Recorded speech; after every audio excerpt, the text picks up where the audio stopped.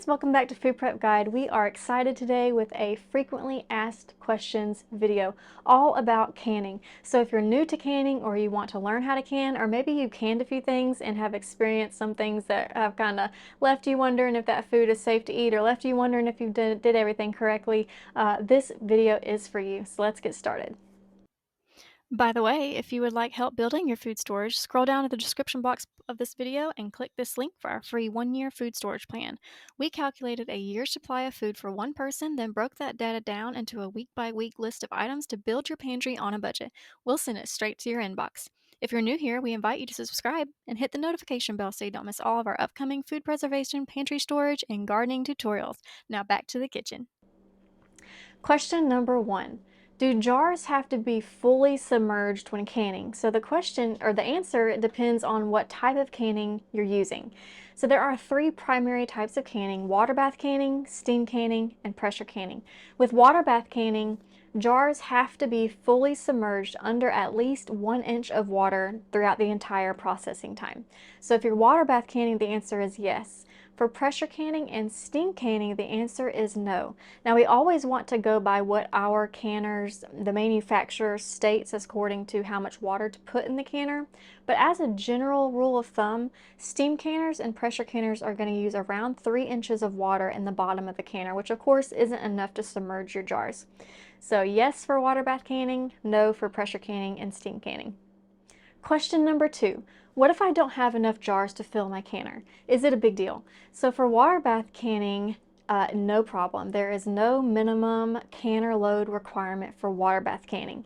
You can can just 2 jars if you want to. The only issue with canning few jars in a water bath canner is that they might fall over.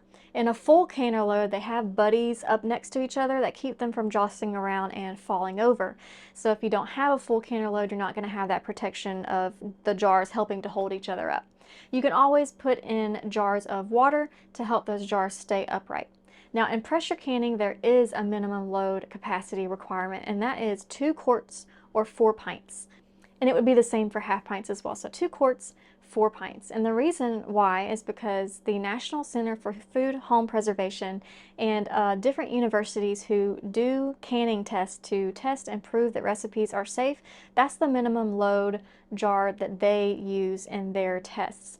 And because pressure canning is affected by like the volume or the density of whatever is in that canner, it affects how quickly that's going to come up to pressure. There is that minimum load requirement there. So 2 quarts, 4 pints. Question number 3.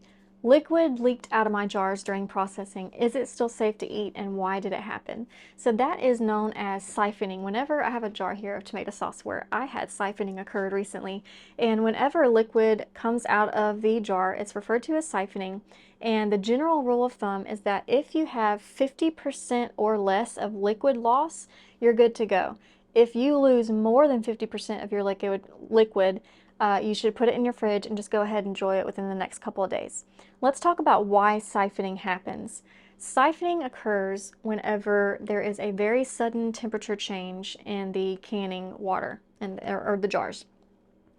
And it is when you're finished with your processing and you immediately take that canner, the water bath or the pressure canner, off of heat completely. So you're going from boiling hot to no heat at all. And that sudden temperature change can cause siphoning. So one way that we can avoid that is to help our jars come down in temperature slowly, and that's why it's recommended to leave your canner on the stovetop. When the processing time is over, just turn your heat off, but leave your canner on so that it can slowly come down in temperature. And we typically want to sit it there for 5 to 10 minutes. But other than that, just know that siphoning is very common, and we can do all the right things and the jar will still siphon. As long as you've got that good seal, you followed everything, the recipe appropriately, your seal sealed as it should, your food is good to go. Question number 4. I opened up my jar of food and it smells sour. What happened, and is it safe to eat? So the general rule of thumb is if it smells bad, it might be best to just toss it out. It's not worth the risk. But I do want to address a somewhat common phenomenon, or whatever you want to call it, is called flat sour.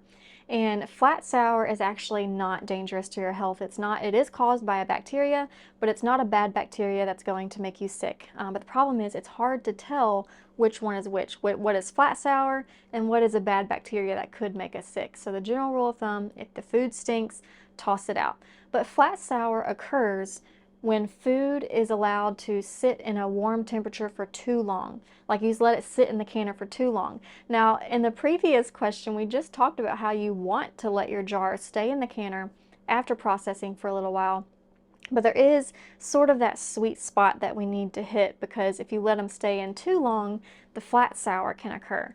So 5 to 10 minutes is the ideal time to let your jars sit in the canner, not with active heat on it, and let them come down slowly. But when flat sour occurs, it's usually when people have been canning all day and they're just tired, their last batch is done, they've turned the heat off, and they're like, you know what, I'm just going to go to bed and I will pull the jars out of the canner in the morning. And that's when flat sour occurs, because it's allowed to sit in that warm environment for 8 hours, 10 hours, 12 hours, ever how long, which is too long. So 5 to 10 minutes is that ideal time frame. Question number 5. What is headspace, and is it really that big of a deal? Do I really need to pay close attention to it? So headspace is the amount of air in between the lid and where the liquid stops. So that's called your headspace. And headspace is important in order to achieve a good seal. You will notice in canning recipes, some of them call for 1/4 inch, some call for 1/2 inch, and others call for 1 inch.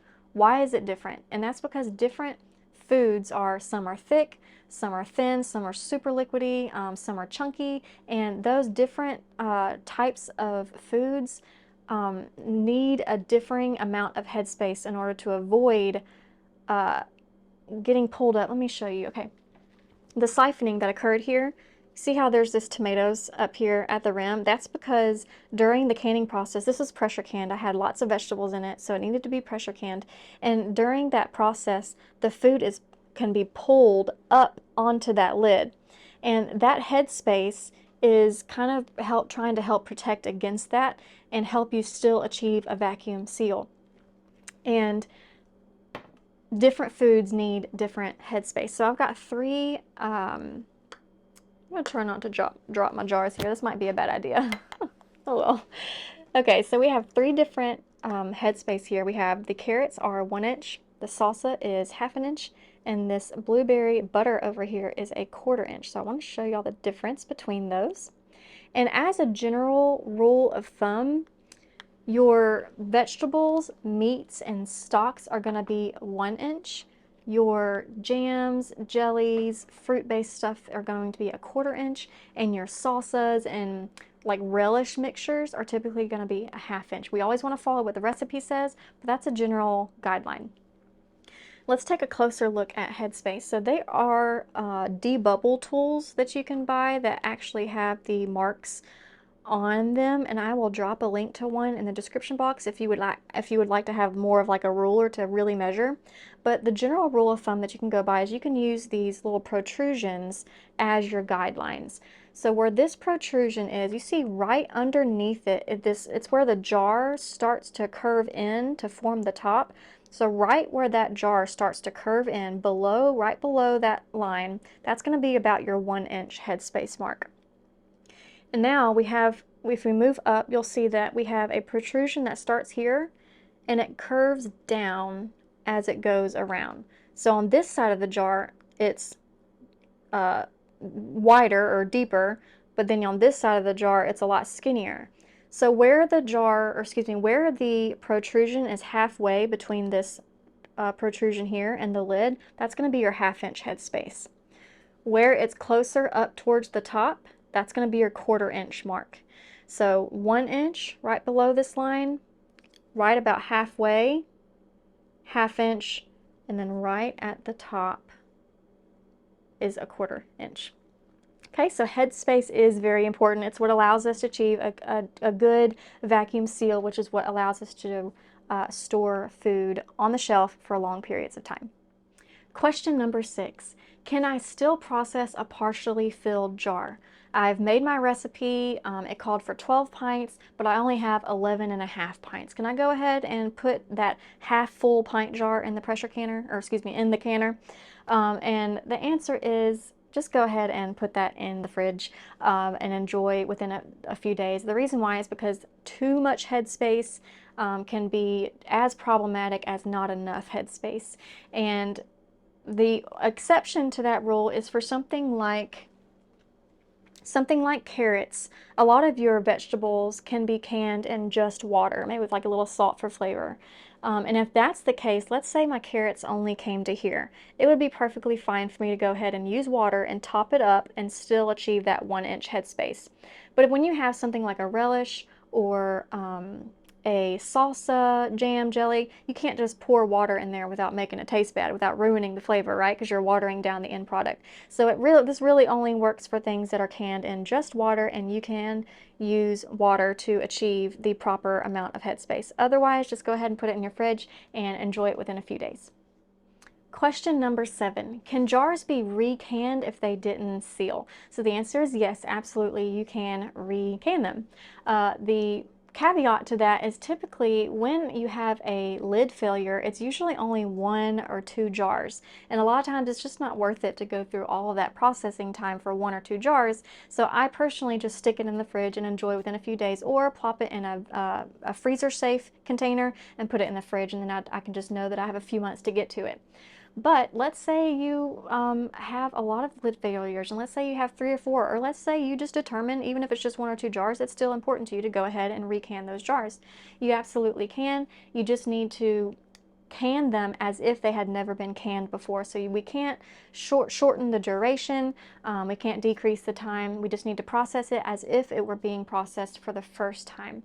One thing to keep in mind is that because we have to process it for the same amount of time, it could make your end product too mushy to be desirable. I'm thinking pickles mainly. Pickles can be mushy and not nearly as nice and crispy as you want them to if you're having to reprocess them for a second time. So just keep that in mind to help you decide whether or not to reprocess or just go ahead and stick it in the fridge. Question number 8, is it necessary to sterilize jars? So this is something that has changed over the years. If you've been canning since the 1960s or whatever, it has changed in the last recent time.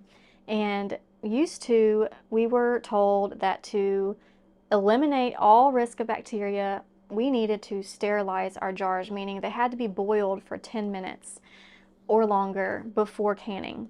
That is now no longer the case. Now with modern technology and all of their fancy little tech gadgets, they have figured out that as long as the batch of food has to process for 10 minutes or more, you don't have to sterilize. The sterilization process will actually occur during the canning process. Now, what if you have a batch of, let's say, jam that only needs to process for 5 minutes? You have 2 options. Option number 1, if you have a dishwasher with the sterilizing cycle on it, you can absolutely use that to sterilize your jars. Or plop them in your canner and boil for 10 minutes first. But option number 2 is we can always increase our time, we just can't decrease it. So if you have a jam recipe that calls for 5 minutes, you can process it for 10 minutes without any negative consequence to that. And that's usually what I do with 5-minute recipes, is just go ahead and increase it to 10, and then I don't have to worry about whether or not my jars are sterile. They will be sterilized in the canning process. Question number 9, how long will my home canned food last? I keep seeing my ball jars are saying 18-month seal. Does that mean it will only last for approximately 18 months? And the answer is no. Canned foods will often last much longer than that. Manufacturers just have to print something on the box, and honestly, a lot of them are just trying not to be sued, so they have to be better safe than sorry and go ahead and put a really random kind of time frame on them. But home canned foods can last much longer than that, into the 2, 3, and 4-year range, and some even higher than that. So what we need to do is familiarize ourselves with the signs that a food has gone bad. That way it's not so much a time frame, but the signs. And a few of the signs that home canned food has gone bad includes a bubbled top. If the top of canned food should be completely fat, if your lid is bulging in any way, there's any bulge in anywhere, you want to go ahead and toss it out. That's a sign that bad bacteria has fermented inside that can and is no longer safe to consume. Another reason why we might want to throw out food is if the top of our lid has gotten dinged or dented in any way. That can mess with the seal and mean that bacteria has gotten in, and we just want to be better safe than sorry. The third way that we can know if food has gone bad is if there are active bubbles in the food. Now, bubbles in canned foods like tomato sauces, applesauce, things like that is pretty common and is not a sign that it has gone bad. But it's hard to know if bubbles are normal or are they bad. We have an entire video dedicated to how to tell the difference. I will link that above. But signs that the jar has gone bad as far as bubbles are concerned is when the bubbles are moving. The jar is sitting still, yet the bubbles are moving, and they're moving to the top, and then there's like a layer of foam or just lots of bubbles at the top. That's a sign that something has gotten in there, fermented, and is no longer safe to consume. If you go to open that jar and it almost like is more of like an explosive type opening, or you know how when you open a good jar of canned food, it does make that air seal release sound. But if it makes like a high-pitched fizzing type sound, more so than what's normal, that's a sign that it has gone bad as well. Last but not least, question number 10. My canned food seems to be getting darker. It seems to be losing its color. It can be a little bit grayish, or it's just darkening in general. Is it still safe to eat, and why is it happening? So darkening can be completely normal and completely safe, not affecting your food at all. But let's talk about that a little bit more. So one of the main reasons that it occurs is when siphoning occurs. So this is a jar of venison, canned venison, cubed. And you can see where the liquid level is. Everything underneath it is a nice, vibrant, healthy looking color. But up above it is this kind of very unseemly, unappetizing, kind of brownish, grayish color up here. And I could look at this and think, is that still good? But it is. It's just because it is exposed to the air. Not air in the sense that it's no longer airtight, but just air in the sense that it is above that liquid level, and it will darken in color. But it doesn't affect the food safety. It's still safe to consume. Another reason why darkening or discoloration happens is because the food has been exposed to light, and not just sunlight, but household light. That's why we want to store our food items in a a dark place and cool place, but out of sunlight, but even also out of regular kitchen and housing light. So behind closed doors, pantry cabinet, room darkening curtains, something like that will help keep your foods vibrant and not darkening. Another thing that could have occurred is you may not have realized that the salt you used wasn't appropriate for canning, and the additives that are in traditional just table salt can cause your food to be cloudy and can cause them to discolor a bit. It's not unsafe to consume, it's still fine, but it will just affect the discoloration. Now, what about discoloration that's not okay? How do we know? Well, we don't know until we open it. So when we open the jar and we're looking at it, if you start seeing actual other colors, not just darkening, but totally different colors like pinks, blues, or greens, that's of course going to be a sign of mold, and you would need to toss that. So whenever I open this, I've been using these canned venison for long enough that I am confident it's totally fine, but I always visually inspect my foods after I open the jar, visually sniff it. If it smells off, I'm going to be tossing it. It's just not worth the risk. But I'm also visually inspecting to look for any pinks, greens, blues, anything that could indicate mold. But if it is just darkening, if it is just a little bit of discoloring, that's totally fine and safe to consume. Okay, y'all, I hope that was helpful to you. We really wanted to address the common canning questions out there, and I tried to address as many as I could. If you have a question that I didn't address, please feel free to drop a comment below, and I will do my absolute best to answer it in a timely manner. Okay, y'all, we will see you next time. Bye.